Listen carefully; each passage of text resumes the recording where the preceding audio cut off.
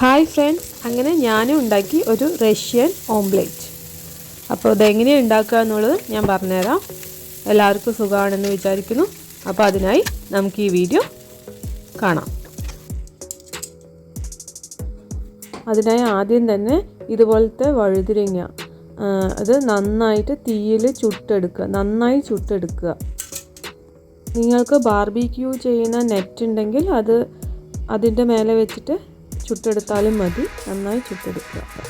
അതിനുശേഷം ഇതിൻ്റെ തൊലിയെല്ലാം പീല് ചെയ്തെടുക്കുക.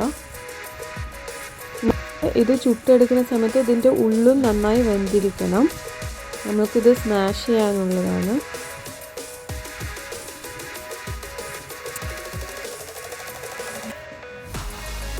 അയ്യോ, അതിൻ്റെ ഉള്ളിൽ വെന്തിട്ടില്ല. അതുകൊണ്ട് തന്നെ ഞാനിതിനെ രണ്ടായി കട്ട് ചെയ്തിട്ട് ഫ്രൈ പാനിൽ ഒന്ന് വേവിക്കാൻ വെച്ചിട്ടുണ്ട്.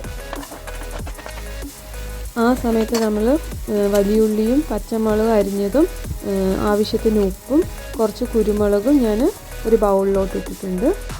ഇനി ഈ എഗ് പ്ലാന്റിനെ നമ്മൾ ഇങ്ങനെ ഒരു ഫോർക്ക് കൊണ്ട് അമർത്തി അതിനൊന്ന് ചമ്മന്തിയാക്കി കൊടുക്കുക. ഇനി നമുക്ക് 2 മുട്ട ബൗളിൽ പൊട്ടിച്ചൊഴിക്കാം. അതിന് നന്നായിട്ടൊന്ന് മിക്സ് ചെയ്ത് കൊടുക്കാം. ഉപ്പെല്ലാം പാകത്തിനുണ്ടോയെന്ന് നോക്കാം. എല്ലാം റെഡിയാണ്.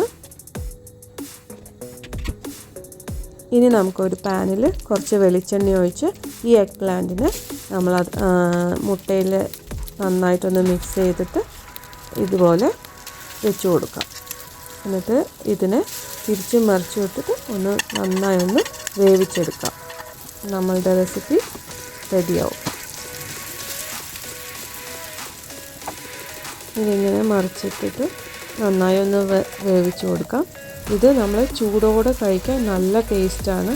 ചോറിൻ്റെ കൂടെ, ചപ്പാത്തിൻ്റെ കൂടെ, എന്തിൻ്റെ കൂടെ വേണമെങ്കിലും കഴിക്കാം, വെറുതെയും കഴിക്കാം. നല്ല ടേസ്റ്റുള്ള സാധനമാണ്. നിങ്ങളും ഇതുപോലെ ഉണ്ടാക്കി നോക്കി ഇതിൻ്റെ ഫീഡ്ബാക്ക് അറിയിക്കാൻ. എൻ്റെ ചാനൽ ആദ്യമായിട്ട് കാണുകയാണെങ്കിൽ സബ്സ്ക്രൈബ് ചെയ്യാനും മറക്കല്ലേ. Thank you.